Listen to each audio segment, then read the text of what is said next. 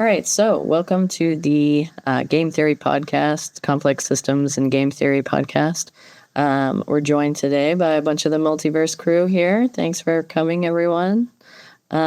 So just to kind of bring everybody up to speed, we've been reading a number of books. What we focused on today was Stanford's Plato course on game theory, and then we also focused on the book Finite and Infinite Games. So again, the things in Finite and Infinite Games are mostly around the definitions, right? Like what and how things are defined as games, and what do we mean by a choice, and what do we mean by roles and things like that. So it gets a little deeper into the nature of characters and play. So I figured we'd start off by talking a little bit about that stuff. We've got a couple of definitions that I think our listeners might appreciate, so I figured maybe kick us off with some definition. Who wants to define a finite game? What is a finite game? Characteristics of a finite game. Tell me, Razi. Finite games are essentially games that have a beginning and an end, and all participants follow the rules. And by following these rules, they have a clear and distinct winner.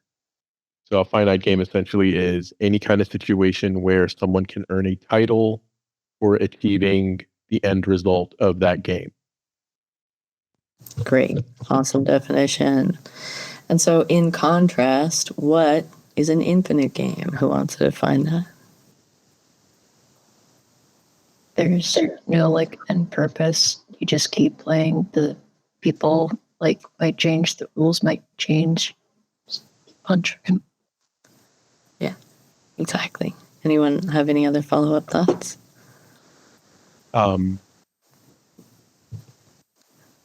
Matthew and Sarah did, so let's do Matthew and then Sarah. Yeah, I think one part of Infinite Games is that the agent's winning is seen as enabling the infinite game to keep going, and that's one of the main points, I believe, that is a lot of the actions are towards being able to continue play. Right. And Sarah, what were you going to say? In the difference, another difference between finite is that it's you're playing for yourself. You want yourself to win. In infinite games, obviously everyone wants success for themselves, but also they're focused on keeping everyone else in the game as well. Because if you don't have anyone else that you can play with, then the game is over, which would defeat the purpose.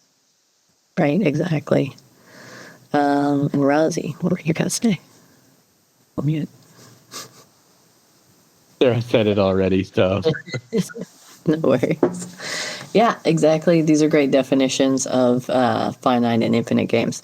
When we talk about players in a finite or an infinite game, what are players and how are they different between a finite and an infinite game? Seems like a subtle distinction. What's a player? Well, we know a player, right? Obviously. But what really is a player, and how are they different in finite versus infinite? Razi. A player essentially is a participant in a game. Anyone who is willing to participate. In a finite game, the players are anyone who is willing to engage and accept the rules of the game in order to achieve the ending or become the winner. In an infinite game, the players are anyone who wants to keep the game going, like Matthew said earlier. But the distinction that a player in the infinite game are more trying to, they don't have the rules or the boundaries. They don't know where the boundaries. So you're always pushing the boundaries. You're discovering boundaries. Kind of like science. You're always trying to learn what's next. So that is an infinite game, for example. So that's the main difference between what a player is and as an agent in one or the other, like how they would react. And who wants to elaborate on the role of choice in terms of players? A game to be played must be chosen to be played. You can't force a game to be played, but I don't know how much to go into it right now, but like it's not like choice in our traditional understanding of it. It's choice, like, yeah, there's lots of questions around like coercion, but that's still a choice. Like the only way you could not choose is like if someone like took control of you and was doing things with your body or whatever, but then arguably that's not you. So, but yeah, even if there's like really, really brutal sanctions for not playing the game, then you still are agreeing to play it. Even it's about whether you accept the consequences or not. Right, exactly. And, you know, one of the big distinctions I think that comes up here is in when we define what a finite game or an infinite game is, sometimes there's extreme consequences for not playing the game. And that doesn't mean that that game is finite or infinite specifically. There are finite and infinite games that we feel we are forced to play, like society, you know, and the consequences for participation are so extreme that not playing is something that everyone feels they do not have a choice to do, but in a real sense, they do have a choice not to play.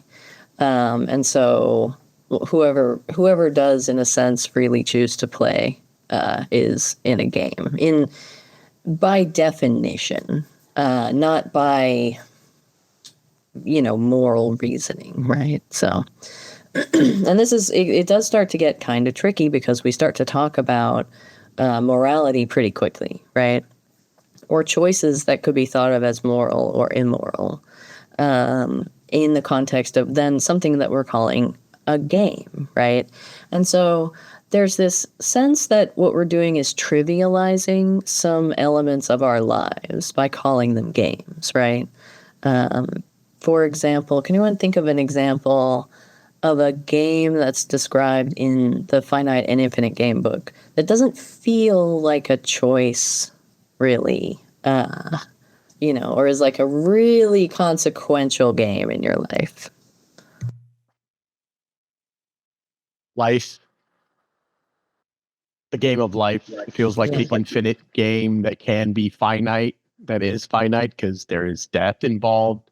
So it's one of those, yeah, you could choose not to participate, but for not choosing to participate is game over.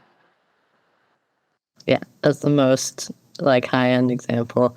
We die in the course of playing an infinite game, but we don't end the game because it still goes for the rest of the players. But yeah, what about you, Ron? Like one of the contexts which I initially found like quite challenging, but after reading the rest of the text, I kind of like more understood what it was saying. But it was like slavery, which I think was like obviously when I read that at the beginning without having the rest of the context of understanding what it was meaning by game, and I was like, it's suggesting that slavery is a free choice, but that's obviously not what it was saying. But it was about the consequences, even severity, and then it went into a lot more complexity about it. But yeah, slavery being a game played by two people, I thought was definitely a challenging concept. But yeah. Yeah, very challenging. And of course, the reason for defining these things is so that we can create a model, a map of some of these situations, right? If we want to make a mathematical model about preventing slavery, we have to be able to understand it as a game and like how people have gotten out of it in the past and how people have approached it in the past and what level of choice is required at certain elements and stages and when those choices are actually being made. So in order to study it, we do have to somehow define it, and so the boundary of the game is considered to be these things. What about you, Sarah? What were you going to say? And Matthew. So there was more was described when it came to like training versus education. And then there was also it didn't really describe it as a game. I think it was more just to like show like the different roles that you might like take on or have put upon you, to like finite versus infinite. So one example was like being a mother, like choosing to be a mother versus having the role of motherhood, just like by default. Where like sometimes you choose and sometimes you take on just by being a mother. So yeah. Yeah, exactly. There are contexts under which we operate as mom, usually towards our children or towards our partner, but we're not always operating under the role of mother towards our partner, for example. That would not be appropriate. And so the role is a specific sequence of actions in a particular game that is not the whole of existence. And it sort of helps to put the boundaries on roles like that we occupy so that we can do stuff like take off the mask and have a bath and stuff like that. So, Matthew, what were you going to say? Jumping off of what was just said about roles within roles, I think another example was of hierarchical power structures of feudal lord or capital or any of these things being a finite game because you are coerced to be in it, or rather, but within the finite game, then there could be an infinite game of trying to find meaning within these very difficult situations, which becomes a infinite game. And the same, I think another example was chess being rankings. That's a finite game. Or no, wait. Chess was a finite game, and then the rankings like constantly wanting to interplay with others who are also playing on a ranking system could be considered an infinite game, from my understanding. Yeah, exactly. We said so. Chess as all the tournaments that are done across the world, and the fact that like Garry Kasparov was thought of as this particular ranked chess player, and so on. This is the infinite game of chess, but any individual finite game of chess is played within the infinite game, or it can be. You don't necessarily have to be playing the infinite game of chess if you're just playing one game of chess with a person you'll never meet again, and it's not ranked and no one knows about it, right? So these are kind of the rules of play, right? The other, what is it that can be said is that baseball, an individual game of baseball, is, a finite game within the larger series, which is a finite game within the larger infinite game of baseball that goes year over year. And every year we change the rules of baseball slightly, or not every year, but many years we introduce a rule in order to keep baseball fun. Because once people figure out a certain strategy in baseball that works and makes them able to easily exploit and play the game and will cause all other teams to have to do that, thus narrowing the field of competitive play, then we have to introduce a rule that says, oh, you can't do that because it causes everyone to have to do this strategy and it breaks the game. So the questions around balancing a game or any kind of system often involve changing rules, changing the values of certain things so that we can keep the game interesting and there can maintain what do we need to maintain in an infinite game to keep people playing it? Anybody remember this? It's a key feature of an infinite game.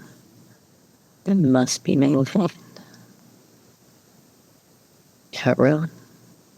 I knew that it said that actually a key feature of infinite games is that the rules must change, but that no individual rule will change, but that you can assume that rules must change over time to continue the game. I don't remember what this is to maintain. It's different. It's the thing that changes the game from a script, which is like if you were an actor in a movie, you're playing a game sort of, but the game is convince them that I am this person. But a script, when you're saying a script, it's a script, right? And it's the same each time. And so that part is not a game, right? You're not playing decide what my dialogue will be. So the big thing that we have to maintain, or Jean or Sarah, did you have it? Wait, let's see. Free will Well, that or has to be freedom maintained. to push boundaries. That has to be maintained in order for us to be a player, for sure. In any game, it must be said that we are making a choice, otherwise we are not playing a game. So this one was more of a guess than like a solid answer, but I would guess that like you would need to have some sort of like chaos, or I guess going back to like heterogeneity, just to make sure that teams are differentiated. People are actually playing against each other.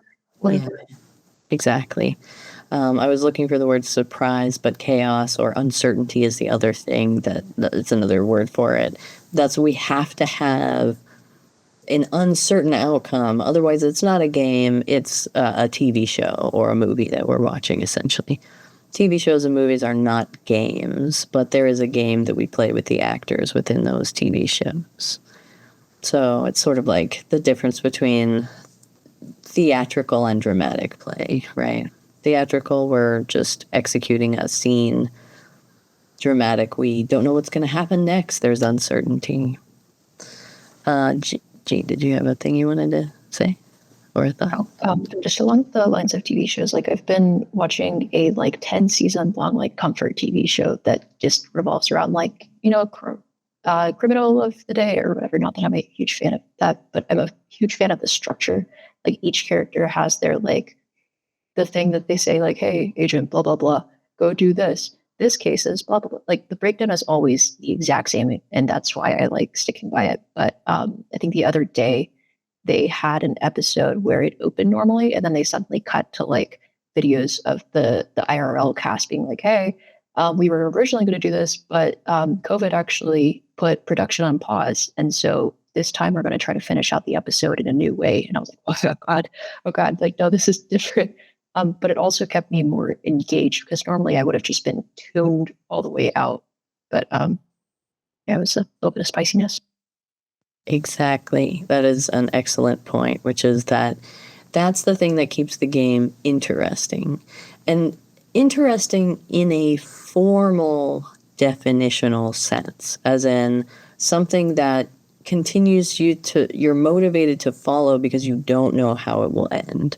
In a lot of those, formulaic TV shows are very comforting because we know how they'll end, and so it's not actually dramatic, right? But when we don't know how it's going to go, even in a TV drama where it's kind of not formulaic and they've really tried to not telegraph whether or not this is a comedy or a tragedy, that's another like formal definition. Comedy ends well, tragedy ends poorly. Starts good, ends poorly. But if you're not sure, you start in the middle. You don't know if we started good or bad, and so you don't know if we're going to end good or bad. That becomes dramatic, right? So these are definitional terms, and they help us a lot in our analysis of game theory because we've really gotten into the concept here between two types of games in game theory. So does anyone know what are finite games called in game theory? In the Plato game theory text, they use a different term for them. Define it. So in the Plato game theory text, we talk about the difference between one-shot games and finite shot games and games where the number of rounds or the number of sub-games within it are indeterminate, aka infinite games. It's not technically an infinite game when we just say the number of rounds is indeterminate. However, because the goal of an infinite game, is to continue play, the goal of a bunch of finite rounds with an indeterminate length is not to continue play, but to just score higher over time. And it's mostly played for the purpose of reduction of uncertainty and not as a bunch of players deciding to play a game. So it's like we're kind of looking at two different levels of game theory definition here, but they're both very formal definitions, and they can be used to analyze things. So in game theory, we have this thing known as a prisoner's dilemma game. And so if you think about a big game, chess or checkers or anything like that, where there are two choices and you can get more utility on one side and less utility on the other side, right? Like you can put your queen right in front of a pawn and have it taken, or you can put it in a smart place to use later, right? There's more utility in not just allowing all of your pieces to be taken with zero strategy. So we can kind of think of these utilities as any individual small choice in a game that we can say is better or worse by scoring its utility immediately, right? Without saying, well, this move will lead specifically to this outcome, right? When we say, checkmate in 12 and there's no way out, that is not an interesting game, as you've heard, and it's not interesting that the players play it out because it's not dramatic. There's no uncertainty, right? And there's no risk. And so it's just like, okay, they're just moving the pieces. And so those moves cannot really be scored in their utility because there is no utility to those moves, right? The outcome of the game is already known. And so it's just a script at that point. But if there's a way out and we don't, and we aren't sure if there's a way out, but we think we could there's a pathway to get to checkmate in 12 moves, then we're still in the dramatic play. There's still tension. And any individual move can be scored in its utility in how far away does it take you from the end state of doing the chess move that gets you the thing. So these are sort of there's this concept called utility theory, right? Expected utility theory. Did anybody read about expected utility theory? Wants to talk about that? I started reading the beginning of the chapter 4 in game theory, and they were just talking about how previously analysts would literally just look at finite games, things that were strictly made for a goal or just for competition. But then when things started getting a little bit more extended and more vague, then people started freaking out until two dudes popped up. And I don't know if I should segue into it because that's a whole other blog section. But so previously you thought that running the cost benefit analysis of making a certain decision to achieve a certain outcome was super predictable, super modelable. What you need to get there or not do in order to get or achieve your desired outcome. But then it starts branching off into a set or identifiable groups of certain outcomes. They start talking about how the utility function could be cardinalized. You can start grouping them in terms of the worst outcome versus a series of the best outcomes.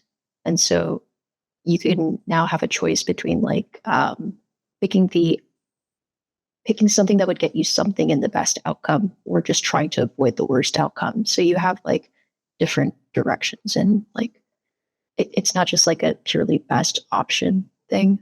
There are more factors to consider. Yeah. No, yeah, exactly. We're factoring out utility into all these different elements, right? And so, for example, I think in the book they talk about, you have 4 actions, one of which is that you escape and you live, and then there's death by shooting, death by falling, and death by snakebite, right? And it was okay, well, which of these would you prefer? Well, the one where I escape. Okay, well, which is your second choice? There's not really a good second choice there, right? And so some outcomes are all of these outcomes are infinitely worse than even the worst of these outcomes, like ones where you live or ones where you escape or whatever it is. And so there's cardinality to your utility functions. You can cardinalize them, as in you can turn them into many sub-factors, right? So there's something about infinite games, which is that they're played over time, and so they change the strategies of players over time. Because we can think of infinite games as still having a score, like the stock market is an infinite game that has a score, and if you're doing the best at the stock market, there's a lot of expected utility there, right? And there's a lot of elements of expected utility. It seems like amount of money in the accounts is like the only form of utility that there is, but there's holding stocks that are easy to sell versus harder to sell. There's like, can you liquidate? There's also things like calls and puts, where you could lose a potentially infinite amount of money if you bet on the wrong thing, right? So like there's a bunch of different instruments within the stock market that have different expected utility functions, and some of which are infinite, right?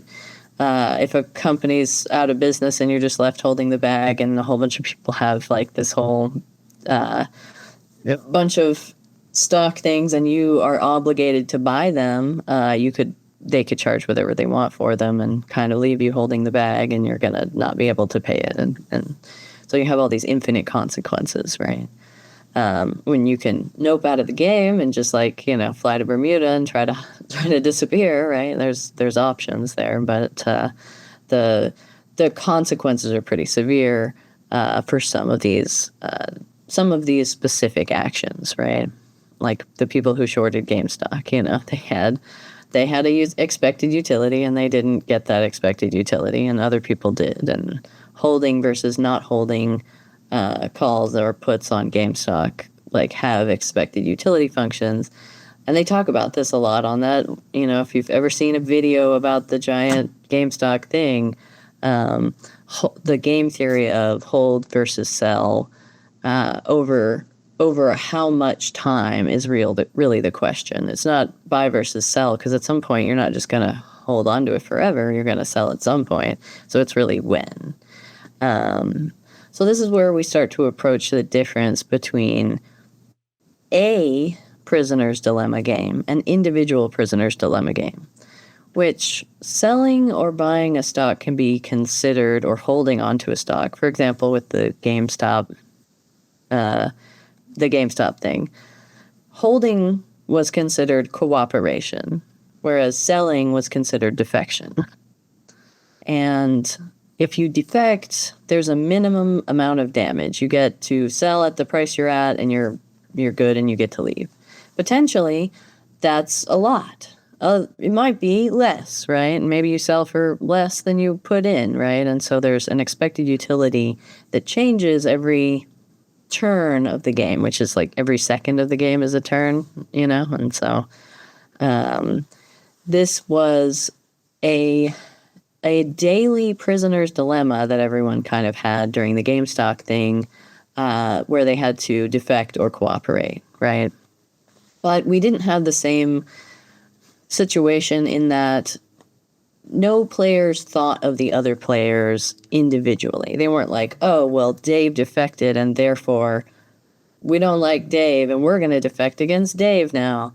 There was no strategic coordination on the other side, and so it doesn't.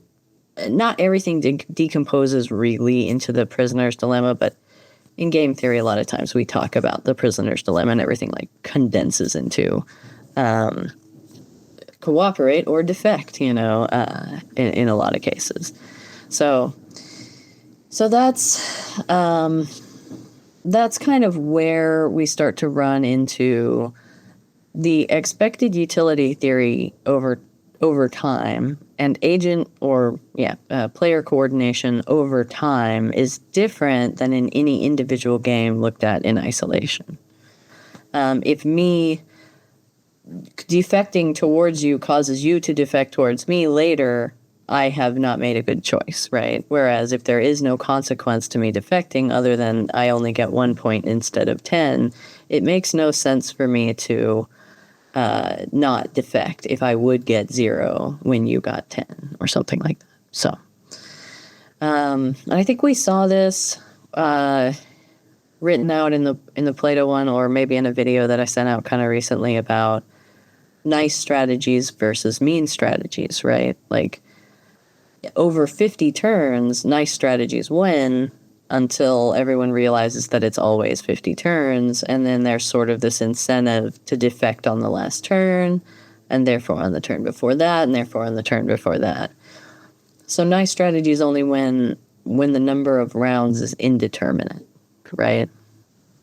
So this is sort of carries over into infinite games. The number of rounds in an infinite game is pointedly infinite, and so nice strategies tend to win when the games are reward coordination over defection, basically. So yeah. Okay, so who read about Pareto efficiencies? Anybody read about Pareto efficiencies? Can talk, maybe define Pareto optimal versus Pareto dominated. So we've got two ways of sort of talking about a game state, right? We've got infinite games, and they can't be started over. We can't say, oh well, the stock market's just gotten to be too complicated. Cancel the whole thing. We're just going to go from ground zero. Everybody reissue stock, reissue all the money. It's all, we can't really do that, right? We can't do that with most systems or most games that we find ourselves in. Like, start the game over, it just doesn't make any sense, right? So we have to kind of have a way of talking about different states that a game can get into where we must change the rules in order to continue play, right?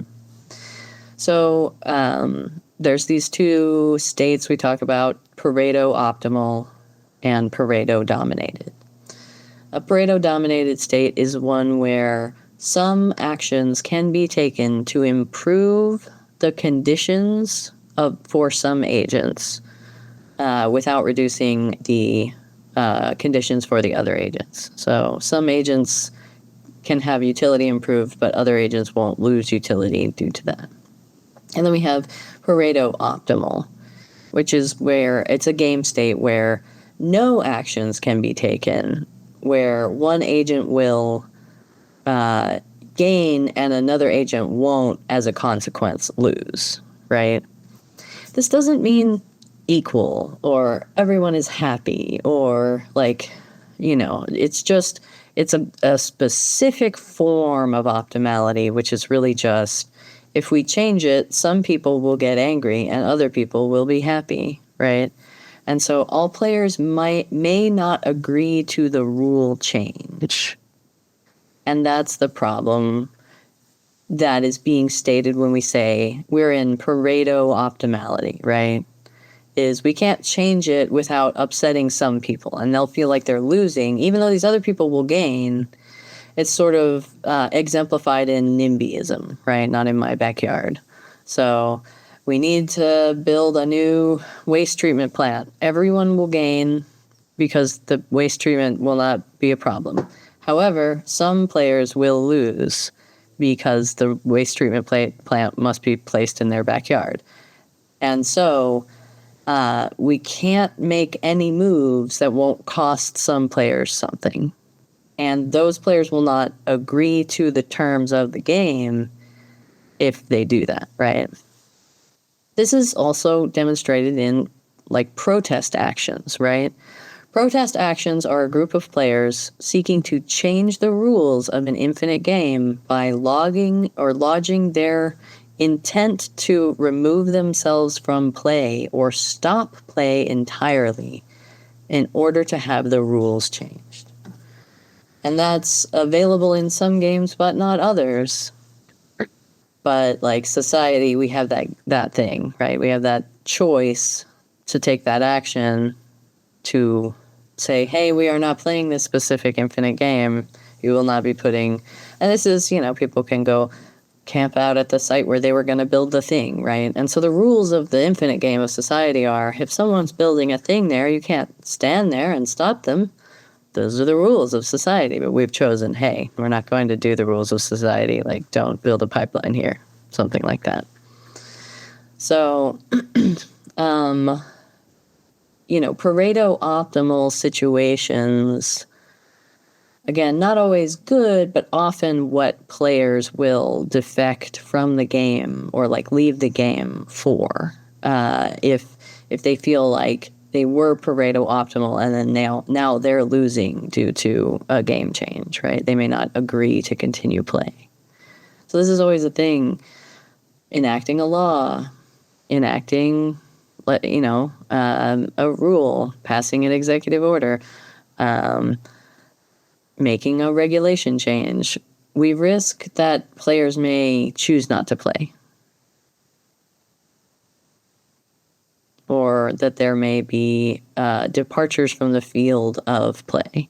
And if we think of global society as one field of play, we don't want people to want to leave that and say, okay, well, there's global society, but then there's us over here and we're not participating. We don't want that. And so Pareto optimality for leaders is like a really big question, right? Because it leads to that. Matthew. I don't know if this relates or not, but it makes me think about our frustrations with early tech stacks and open source and the API changing very quickly or various changes happening and that making people not contribute. Yeah. Yeah. There are some incentives in those situations where, if you deprecate this section, you'll make people who are using that unhappy, but then these people need it to be changed because it doesn't support their use case, and etc. Yeah, open source software gets to be this way, and it becomes a serious problem, especially when some open source projects that are popular or more popular are built on top of some open source projects that are less popular, but these people need to change something that will upset all of these people. And so then they're in a, they can't change without upsetting everyone, and so that's why we get locked into certain versions. Jean, did you have a thing you were going to say? Yeah, I wanted to go off of what Matthew brought up regarding open source development and for newer emerging technologies, just because I was reading a part of what sounded similar to it in game theory, where you also base your actions based on the information that's currently available to you and how that affects the cascade of equilibrium of choices, or the choices that results from the different sets of choices that you can make going forward. So say that you have adequate documentation on one certain program or backend that you can use to achieve, I don't know, just a general goal, maybe making a model slightly more efficient. But if you're in a community that has more immediate or more direct access to information, or access to people that can more effectively summarize or find information that wouldn't be available just on a regular GitHub repo, then suddenly the balance of information results in the other teams, quote unquote, other people that don't have access to that, to be on a losing side. And so even though we're all kind of working towards the desired equilibrium, which is we all contribute in some way, so that corporations don't have a huge stake over control of AI, I guess. There's more equal distribution of power and usage. I guess that would be the optimal outcome. But we're almost forsaking some teams to get theirs in some ways. You want to have concentrated efforts, and you might make a bit more overall or overarching progress, even at the cost of not sharing that information with other people that might have actually gotten you closer to your goal faster. Yeah. Best summarized in the proverb: if you want to go fast, go alone. If you want to go far, go together. Keeping that equilibria is critical. So I wanted to, this sort of gets us into incomplete information, right? Signals, Bayes' rule. Anybody do any reading on Bayes' rule, Bayes' theorem? So Bayes' rule basically is when you start adding in other like players' preferences and utilities, not just your personal utility. Obviously, the probability of your success in any given situation in the game is important, but you also need to, if you're playing against one or more other people, you need to take in, or Bayes' rule says, to take into account the other players' probability of success in their given situations, especially if they don't have the same role as you do in the situation, in the game. Exactly. Players can signal information to each other that is inaccurate, purposefully or accidentally, right? There was an example, I think, in one of the texts about, if you have a market cartel, as in we've got 5 companies, we all control widgets, and we've all decided not to sell widgets for less than $100. If somebody starts selling widgets for $50, then everyone else is incentivized to do so as well.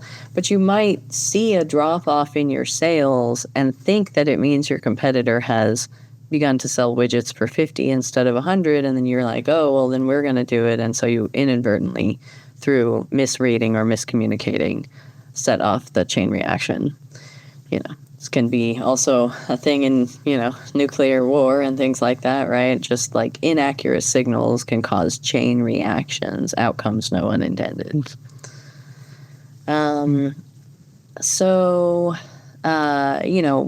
Bayes' rule is said that the probability of A given the probability of B is equal to the probability of B given the probability of A times the probability of A over the probability of B. That's hard to see, so I'll just I'll share my screen for a second to sort of show you this diagram off of Less Wrong. But so there's my screen for a brief second.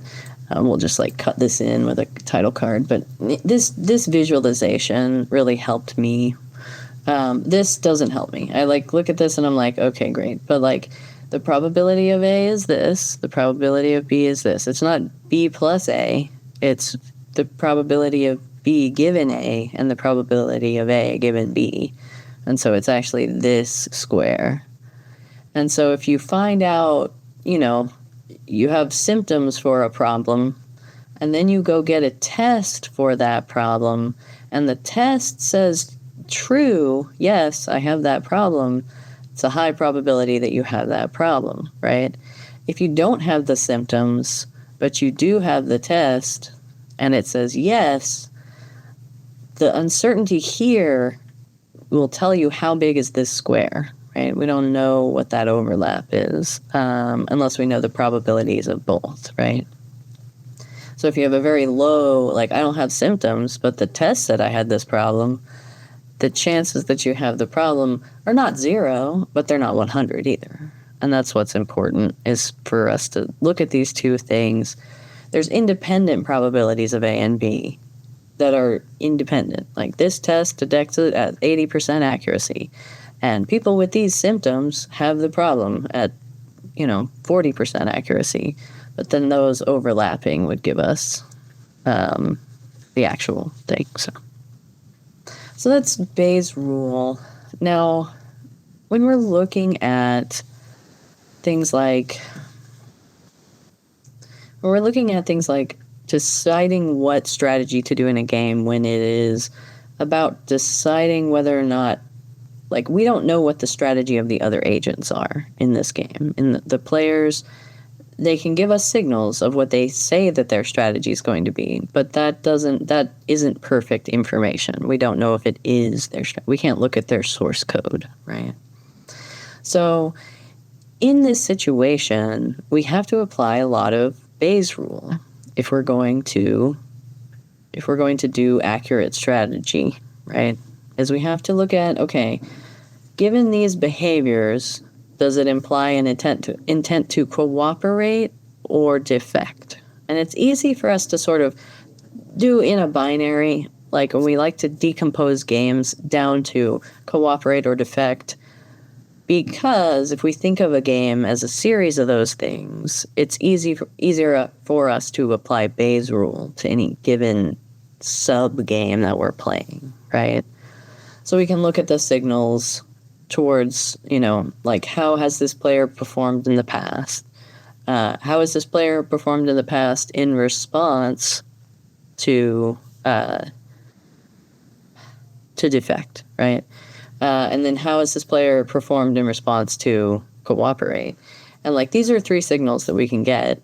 And there aren't a whole lot more signals that we can get. And so if you can decompose your game down into the prisoner's dilemma, which is, we've kind of got it solved, right? It's down to a few things, but this is not usually the case. Like, usually there's 27 things you could do, all with different expected utilities, and then utilities that you've signaled are expected to others that may not be your actual revealed expected utilities. Because if you knew what the best move for somebody was going to be, you might be able to anticipate that move, right?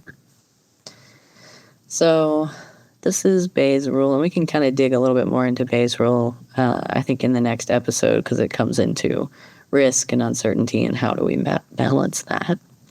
Jean, what were you going to say? Oh, then I don't know if I should mention it today. Go ahead.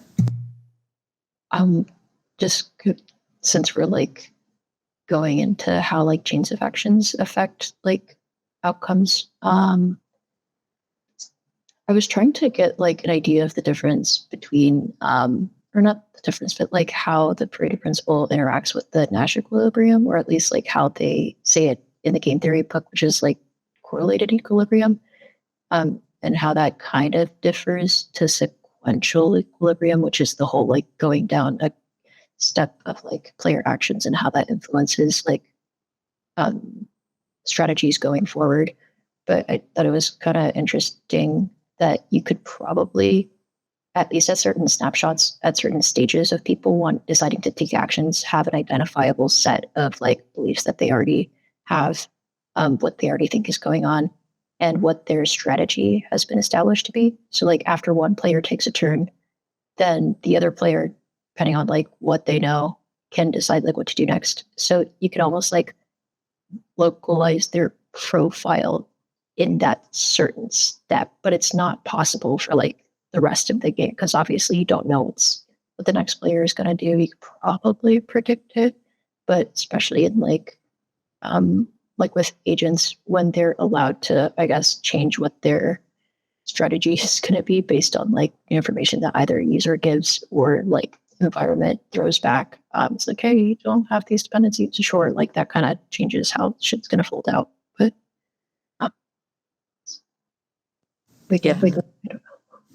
Yeah, no, I mean, it's really interesting how these very simple problems with their very few decision points can kind of compose into much higher order problems with many decision points.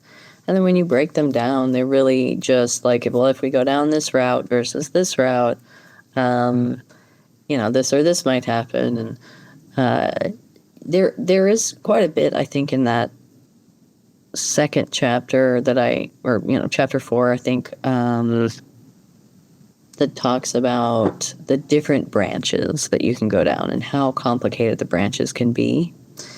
But expected utility, in most cases, takes into account expected actions. Like if you really want, over a sequential series of games, you really want to be able to take into account previous actions so that you can predict the future. There's one thing, I think that was an interesting sentence. It's a little bit of a brain scratcher, but when you think about Bayes' rule, it makes sense. So it talks about finite play versus infinite play. In finite play, the future alters the past. And your job is to guard against the altering of the past by the future. But it comes to a final conclusion. It like collapses the waveform, right? And then in infinite play, the past is as dynamic as the future. Everything is uncertain. The past is always changing as much as the future, and you want that to be the case. And so how is the like how, can anyone like tease that apart? It's sort of an interesting thought. So like I'm just guessing at least that like with finite games, because there is an established like end goal or like finish line to get to, the past just consists of like the actions that you would need to take or like a sequence of actions that you would need to take in order to reach that goal. But because the nature of infinite games is that literally there is no end point, like every moment, like there is no optimal step that you could take looking at it from like an overarching perspective. Yeah, exactly. Our constant reinterpretation of history is play within the finite game, or sorry, the infinite game. Rowan, what were you going to say? Yeah, I feel like we're touching on, because there was a lot of this text that I found like very, very, very interesting, but it was like a lot of the stuff towards the end that was more philosophical, maybe. And I really like the difference between titles and names. And like names being something you're given, which is all about open-endedness, and like it's like an endless possibility. Although I found it very interesting that it was like names are given, they are not chosen, which I thought was I was like, what are the implications of this? Because obviously, especially now, but historically, but now people changing their names is a lot more in discourse, and something I've done. And so I found that a very interesting idea, that names can't be chosen and why that's an assumption, and titles are given at the end and like after death, and like death can either be actual death or like when you stop playing the game. But then that made me realize as well, like in terms of power, like in a way, when you achieve the most powerful position, you die because the game's over. So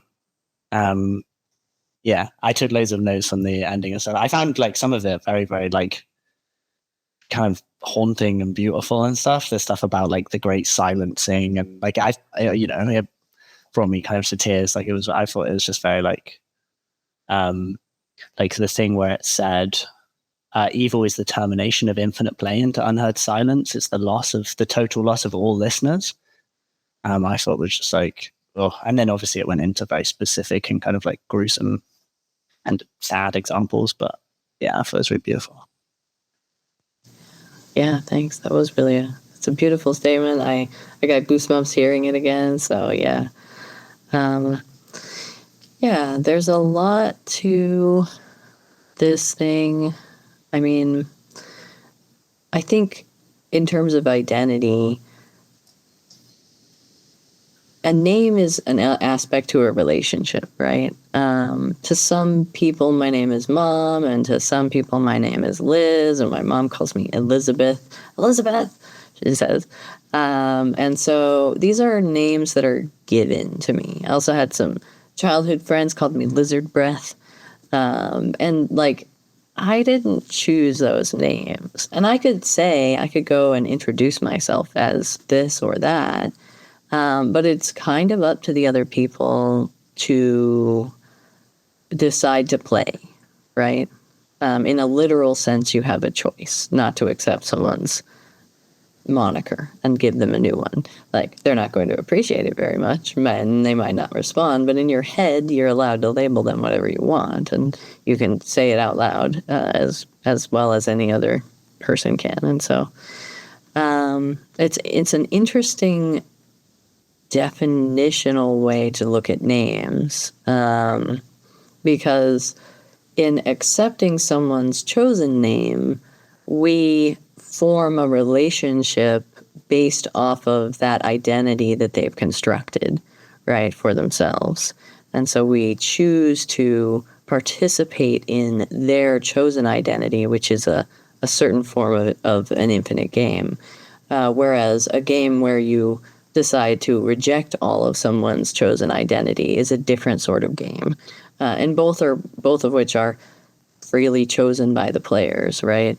You don't have to listen to somebody calling you a name that you don't go by, and you don't have to respond to it. So just because the sound waves bounce off your, eardrum, doesn't mean that that's your name. So, yeah. Ron, what were you going to follow me? I had just written something that so I thought the idea of the prophetic name was so interesting, because it made me think that sometimes there's this narrative, right, where someone is born and they're the snake slayer or something. And so they're given the name, but it's also the title. And it's they're given a title as a name, and that removes their ability to play the infinite game because they are then locked within. They don't have a choice. It's predetermined, and there's an end to the game, which is when they, venerate the title. So, and I thought that was a really interesting thing that I'd never thought about that before, that it's the inversion of the normal path of life, I guess. Yeah, it doesn't seem like by accepting the title you've limited yourself. It seems like you've participated in more infinity because the title will live longer than you. And so you've participated in something that is undying. However, due to adoption of the role, if you inherit the crown, right, are you able to freely take that? Well, yes. There was a king recently that was one generation prior to Queen Elizabeth II who just abdicated the throne. You can do it. It's called abdicate. There's a word for it for a reason, right? And so you can be King James or King John or King whatever, or you can just be John. And there's a choice, and you are making the choice to follow through and be the title and wear the mask, but the consequences are dire. So, it's one of those dire consequences, not really a choice. Choice in only the most technical of senses. So, yeah. Razi, what are you going to follow that up with? In regards to the name and title part, for me, it was my last name was a title given to someone. It was an earned name. They earned this name. It's not a regular name. It means they did something, they got the name. Another descendant of mine, not descendant, whatever. They were also earned another name as well. Now, as a family, we decided to maintain the other name as our last name. But those were titles that were given that didn't have, a final say. They were accepted titles, based on what they did. And so there's a lot of things, even my mom's side of the family, they have a name that was earned. So those are usually nicknames. So when it comes to titles, for me, it's more what are these titles that you're talking about? Champion, that's a name that will live in infamy in a lot of ways. Hall of Famer, someone who makes that echelon of you are one of the best of the best. So those are different titles that one can earn, where there is a finality to their experience. With champion, it's the end of the game, the end of the season. You accomplished this year, you are the champion. When you become a Hall of Famer, that's something that lives in, you have a statue, a bust made of you. Your name is etched in stone. So in that sense, that's a title where there's finality to it in an extreme sense, where it's yes, this is essentially the death of your career as a insert, profession here. But in this regard, it's kind of when it comes to, but in particular to names, it's all about you can accept it, you were saying, accept the name that you were given. You are a name to other people. Some people will call you other things. And it's just one of those things where from my perspective, a name, my first name, I've always wanted to change it for the longest time because I was it's not American enough. It's Razi, no one knows it. But then as I've gotten older and people were showing like, oh, I really like your name. Just hearing that made me come to terms with the name that I was given, and however I felt about it was kind of like settled at that point. But in that sense, like that name that I was given is something part of the infinite cycle. I feel like almost because it's kind of like I can change it if I want to keep a game. If I want to change, if the like, I don't have to engage in the rules of the game that is finite, but I could also change my name and accept certain rules that give me access to the infinite. So, or let go of certain rules and feel that I'm in the infinite, but I'm still in the finite game, just different name. I mean, yeah, in that names are given and titles are earned. Accepting a title that you're given is to decide to play the same game as the person who was originally given the title, if you're going to inhabit it. Otherwise, it's meaningless sounds and you haven't chosen to play the game. And I think, it really gets into that maintaining of surprise, right? Wanting to change your name in order to change the game that you were playing, right? As in how people were responding to you. You are no longer surprised by the response to your name. And so your desire to change it was your desire to inject, again, surprise and uncertainty into the game, where you felt there wasn't enough chaos and not enough room for play. The field has shrunk to you. But instead of making that change to the rules, you chose another set of change to the rules, which was to open up your own mental landscape of how you considered how many people were responding to you and whether or not their responses were like valid or what you wanted to validate about those responses. And so through your own choice, in your own definition of your own infinite game, you change the rules still in a way that is similar to a name change. Same operational goal, but with a totally different path to get there, which is like self-acceptance and decolonization and stuff like that. So it's pretty cool. And yeah, Rod, what were your thing? And then I think we got a wrap. I wanted to say some random thoughts I had on like titles and death and like how. So I have a friend who. Okay, no. Imagine a hypothetical person who, when they're gaming, gets really angry, and they. And I never understood that, right? I never understand when I'm playing computer games why people get like so furious at the game. And then reading this, and it was talking about like ceasing to play is death. And then because you cease to be a player. And then I was thinking about the context of the infinite game, because I'd like to think about myself that I'm aware of the infinite game, right? And I'm aware of the finite games within the infinite game, and that they don't really have that much, they don't matter that much. And so it went into, people who playing the infinite game are not, then they don't treat things with like frivolity, but they engage more playfully and they have more enjoyment in the game.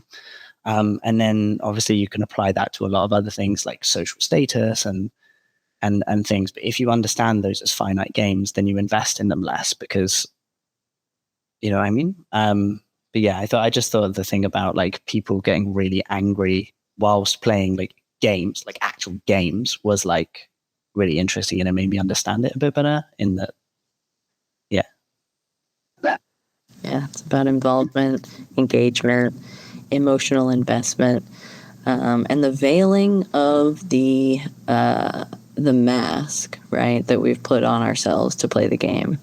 I think as neurodivergent people, we all know about the mask. We go into public and we pretend to be a non-neurodivergent person. And then we come home and we're weird goblins.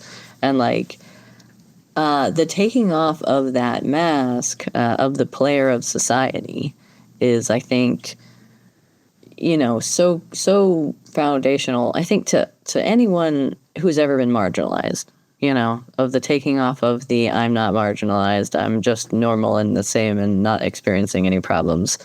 The taking off of that mask to be at home and just be, I think, is a lot more stark to people who don't have to take that mask off as readily, and so sometimes forget that they can take off that mask. So it's kind of why we see through the game a little bit, because we can't play the game all the time. We just don't have the energy to do it. And so we know that we have to take off the mask and have always known it. But when we think of ourselves as, I am this person in society, and we hold up the society game to ourselves, then like not having showered, or like not eating anything but junk food for several days. Like, these are not the rules of society, and I'm, and you have the sense that you're breaking them, but you are not that player when you like are just at your house. You're just a non-player in, the infinite game of life, but that's it, right? There's not really rule. You're not playing society while you're in your house alone, and so that's that sense of freedom as well. It's the most expansive game not to have to play any game at all. Last thought. Yeah, please do that. That point you made about not playing the game when you're by yourself, but then the food you eat can affect your energy levels, your skin, how you're perceived by people, like whether they'll treat you badly because they perceive you as being the wrong way. So I think in a way you are still playing the game even when you're by yourself. You can't escape the game. Yeah, you can't stop playing an infinite game, but the infinite game may not exist in the world that you're in, but it does carry through, like the performance carries over. So, you get better at math, you get better at drawing, and you get better at chess, and so there's like infinite games that have crosstalk, But anyway, we'll dig a little bit more into that. I think Finite and Infinite Games is one of the foundational texts in queer theory as well. So, and there's a lot of like breaking down of what all the roles are, for that reason. And so, it's a lot of good deep reading. So that was a good one. Thanks for coming, everyone. Thanks for your scintillating thoughts and your discussion and your ideas. And I always love hanging out. So.